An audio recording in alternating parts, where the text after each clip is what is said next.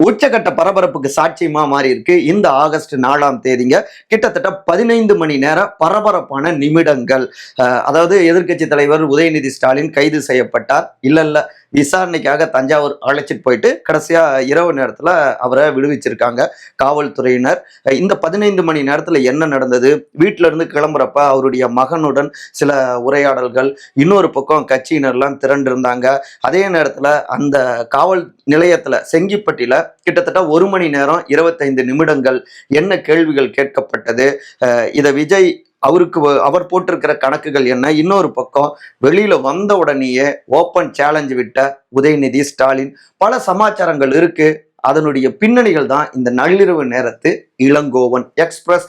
நான் உங்கள் சகோ சே த இளங்கோவன். நிகழ்ச்சிக்கு போகலாம்.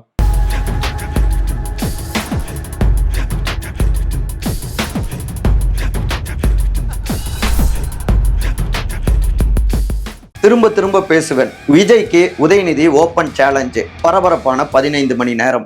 விளாத்திக்குளம் திமுக சட்டமன்ற உறுப்பினர் திரு மார்கண்டேயன் ஒரு பக்கம் பிணையில வராருன்னா, இன்னொரு பக்கம் இந்த ஆகஸ்ட் 4ஆம் தேதி அதிகாலை நேரத்திலேயே பரபரப்புக்கு பஞ்சம் இல்லை. ஏன்னா எதிர்க்கட்சி தலைவர் திரு உதயநிதி ஸ்டாலின் அவரை காவல்துறையினர் வளைக்கிறாங்க. ஆகஸ்ட் 3ஆம் தேதி தஞ்சாவூர்ல விவசாயிகளுக்கு ஆதரவாகவும் தாவேக அரசாங்கத்தை கண்டிச்சும் ஒரு போராட்டத்தை முன்னெடுத்தாங்க இல்லையா? அதுல திரு உதயநிதி ஸ்டாலின் பேசுறப்ப இரட்டை அர்த்தத்துல பேசிட்டாரு, பெண்களை அவமரியாதையாக பேசிட்டாரு அப்படின்னு அவர் மேல புகாரு. அதன் தொடர்ச்சியாகத்தான் காவல்துறையினர் ஆகஸ்ட் 4ஆம் தேதி அவருடைய வீட்டுக்கு, நீலாங்கரை வீட்டுக்கு வந்தாங்க. அங்க என்ன நடந்தது அப்படிங்கிற எல்லாவற்றையுமே மதிய நேரத்திலேயே விரிவாக விஜய் ஆக்ஷன் ஸ்டார்ட், பாசிட்டிவாக பார்க்கும் திமுக அப்படின்னு ஒரு காணொலியை நம்ம பதிவு செஞ்சோம். அதுக்கப்புறம் நடந்த காட்சிகள், அதுக்கு முன்னாடி நடந்த சில விஷயங்கள், உள் விவகாரங்கள் எல்லாவற்றையுமே ஒரு தொகுப்பா இப்ப நம்ம பார்க்கலாங்க. முதலாவதாக நேற்று பேசின அந்த கூட்டத்துக்காக இன்னைக்கு காலையில ஒரு சுமார் 8:30 மணி அளவுல தஞ்சாவூர் காவல் நிலையத்துல ஒரு புகார் கொடுக்கப்படுது. அதுக்கப்புறம் 9:20 மணி வாக்குல வழக்கு பதிவு நடக்குதுங்க. அடுத்தடுத்து 9 பிரிவுகளில் வழக்கு பதிவு செய்து சரியா ஒரு 10:15 மணி இருக்கும் காலையில நீலாங்கரை வீட்டுக்கு காவல்துறையினரோ குவிய தொடங்கிட்டாங்க. உதயநிதி வீட்டுக்கு இது மாதிரி அரெஸ்ட் பண்ண வந்திருக்கோம் அப்படின்னு சொன்னாங்க. இந்த விஷயம் தெரிஞ்சு உடனடியாக உடன்பிறப்புகள், சீனியர்ஸ், முன்னாள் அமைச்சர்ஸ் பலருமே அவருடைய வீட்டில் திரள தொடங்கினாங்க. வழக்கறிஞர்களும் திரள தொடங்கினாங்க. குடும்பத்தினரை பொறுத்த வரைக்கும் நாளைக்கு சட்டமன்றம் கூட இருக்கு, இந்த நேரத்துல இப்படி ஒரு ஆக்ஷனை ஏன் அவங்க தொடங்கினாங்க, அவங்களுடைய கணக்குகள் என்ன அப்படின்னு முழுமையாக அரெஸ்ட் பண்ணிட்டா, ரிமாண்ட் பண்ணிட்டா இதை எப்படி நம்ம ஃபேஸ் பண்ணணும், அதே நேரத்தில் விசாரிச்சுட்டு உடனே விட்டா எப்படி நம்ம ஃபேஸ் பண்ணணும், என்ன மாதிரி அவங்களுடைய போக்கு இருக்கும் அப்படிங்கிறது ஒட்டியும் ஒரு ஆலோசனை ஓடுனது. அதே நேரத்தில் முன்னாள் முதலமைச்சர் திமுகவுடைய தலைவர் திரு மு.க. ஸ்டாலின் அவருமே ஆலோசனையில ஈடுபட்டிருந்தாரு அறிவாலயத்துல. அப்புறம் உடனடியாக நம்ம சட்ட ரீதியாக இதை கையாண்டாதான் நல்லது அப்படின்னு வழக்கறிஞர்கள் டீம் நீதிமன்றத்தையும் நாடினாங்க. அங்க நீதிமன்றத்துல ஆக்ஷன் இருக்கக்கூடாது அப்படின்னு தெரிவிச்சிட்டாங்க. அதே நேரத்துல இங்க இவரை காவல்துறையினர் வேன்ல ஏத்திடுறாங்க உதயநிதி ஸ்டாலினை. அதுக்கு முன்னாடி அவங்களுடைய வீட்டுல பலருமே திரண்டிருந்தாங்க. குறிப்பா உதயநிதியுடைய மகன் அப்படியே வாடிய முகத்தோட அவர் இருக்க, don't worry I will return அப்படின்னு அவருக்கு ஆறுதல் கொடுத்துட்டு அங்கிருந்து வேன்ல ஏறுறாரு. இந்த விஷயங்கள்லாம் நம்ம பார்த்துருந்துருப்போம். இங்க தஞ்சாவூர்ல வழக்கு பதிவு செய்யப்பட்டிருக்கிறதால அங்க கூட்டு போகணும் அப்படின்னு அவங்க கூட்டு போறாங்க. வழி நெடுக பல இடங்கள்லயும் திமுகவினர் திரண்டாங்க. பல இடங்கள்ல எதிர்த்து போராட்டம் பண்ணாங்க.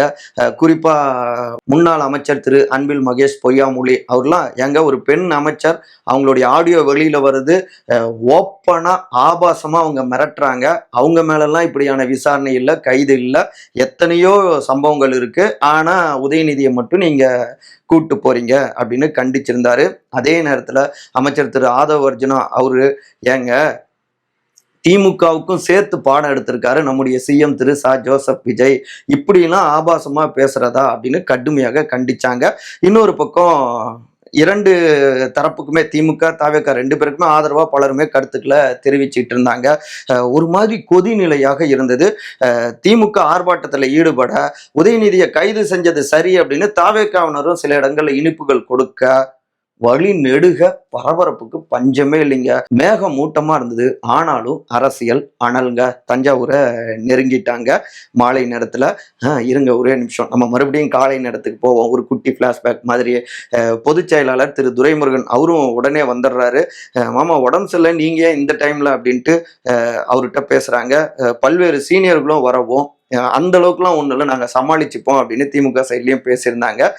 இப்படியாக ஒரு உச்சபட்ச டென்ஷன்ஸ் இருந்துட்டு இருந்துச்சு. ஓகே, நம்ம அங்கேருந்து அப்படியே மறுபடியும் ஈவினிங் தஞ்சாவூருக்கு வந்துடுவோம். கிட்டத்தட்ட ஒரு 8 மணி நேரத்துக்கு பிறகு மாலை 6:45 மணி அளவுல தஞ்சாவூர் செங்கிப்பட்டி காவல் நிலையத்துக்கும் உதயநிதி ஸ்டாலினை கூப்பிட்டு வராங்க. அதுக்கு முன்னதாக நீதிமன்றத்துல அவரை கைது செய்யக்கூடாது, இன்றைக்கே விடுவிச்சிடணும் அப்படின்னு உத்தரவு போட்டிருந்தாங்க. தாவேக அரசாங்கத்தை பொறுத்த வரைக்கும் நாங்க ரிமாண்ட் பண்ற அந்த நோக்கம்லாம் இல்ல, விசாரணைக்காக தான் தஞ்சாவூர் நாங்க அழைச்சிட்டு போறோம் அப்படின்னு தெரிவிச்சிருந்தாங்க.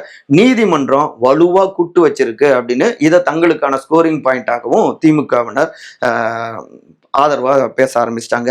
சரி, இங்க தஞ்சாவூர் ரீச் ஆன உடனே அங்க உள்ளுக்குள்ளார கிட்டத்தட்ட 6:45 இருந்து ஒரு 8:20 வரை, அதாவது ஒரு சுமார் 1 மணி நேரம் 25 நிமிடங்கள் விசாரணை நடந்தது. வழக்கமான பொதுவான கேள்விகள் தான். குறிப்பா உதயநிதி ஸ்டாலின் அந்த மீட்டிங்ல பேசினார் இல்லையா, அவர் சொன்ன அந்த விஷயங்கள் என்ன அர்த்தத்துல சொன்னாரு, நீங்க சொன்ன அந்த அர்த்தத்தை சொல்லுங்க அப்படிங்கிறத கேள்வியா முன் வச்சிருந்தாங்க. உதயநிதி ஸ்டாலினை பொறுத்த வரைக்கும் நான் எந்த விதமான இரட்டை அர்த்தத்திலும் பேச கிடையாது. தமிழ்நாட்டுக்கு காவிரி தண்ணீர் பெற்று தரல, காவிரி தண்ணீர் வரல, அதை விஜய் கொண்டு வரல அப்படிங்கிறத தான் நான் சொன்னேன் அப்படின்னு திரும்ப திரும்ப அந்த கருத்தை மட்டும்தான் பதிவு செஞ்சிருந்தாரு. அதுக்குள்ளார இங்க இந்த காவல் நிலையத்துக்கும் நிறைய பேர் திரண்டுட்டாங்க.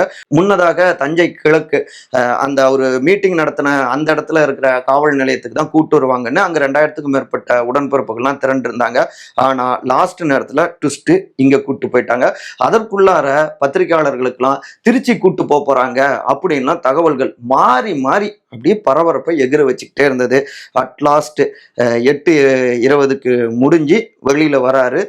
இங்க செங்கிப்பட்டி காவல் நிலையம் முன்பும் திமுகவினர் திரண்டுட்டாங்க. ஆயிரக்கணக்கில் திரண்டு இருந்தாங்க. ஒரு ரோட் ஷோ மாதிரியே வெளியில வந்தாரு. அப்புறம் பத்திரிகையாளர்கள்ட்ட உதயநிதி ஸ்டாலின் பேசினப்ப, நான் பெண்களை தாயா தங்கையா இப்படி மதிக்கிறவன் தான், எனக்கும் குடும்பம் இருக்கு, எனக்கும் குழந்தைகள் இருக்கு, நான் எந்த இடத்திலும் இரட்டை அர்த்தத்துல நான் பேசவே கிடையாது, ஒரே அர்த்தம்தான், காவிரி தண்ணீர் தமிழ்நாட்டுக்கு முதலமைச்சர் திரு ஜோசப் விஜய் அவங்களுடைய அரசு பெற்று தரல, இன்னமும் காவிரி தண்ணீர் வரல, அதை தான் அந்த மீட்டிங்ல நான் சுட்டி காட்டு பேசினேன். நான் நேர்மையோட தான் இதை நான் சொல்றேன், எனக்கு பொய் சொல்ல வேண்டிய அவசியம் இல்லை. இவங்க கட் காப்பி பேஸ்ட் பண்ணி திருச்சி பேசுறாங்க, எங்கன்னாலும் நான் இதை சொல்லுவேன். நான் மறுபடியும் சொல்றேன், இந்த கைதுக்கெல்லாம் அஞ்ச மாட்டேன், திரும்ப திரும்ப நான் சொல்லுவேன், பார்த்துக்கலாம் அப்படிங்கிற ரீதியில ஒரு ஓப்பன் சேலஞ்சே விட்டுருக்காரு முதலமைச்சர் திரு ஜோசப் விஜய்க்கு திரு உதயநிதி ஸ்டாலின்க. அதுக்கப்புறம் தான் விமானம் மூலமாக திருச்சியிலிருந்து சென்னையும் அவரு வராருங்க. ஆகஸ்ட் 4 எப்படி இருக்குன்னா, ஆகஸ்ட் 5 நாளை பட்ஜெட் கூட்டத்தொடர் எப்படி இருக்கும், தாவேக்காவுடைய முதல் பட்ஜெட் வேற, சம்பவங்கள் நிறைய காத்திருக்கு அப்படின்னு இப்பவே பலருமே தெரிவிக்கிறாங்க.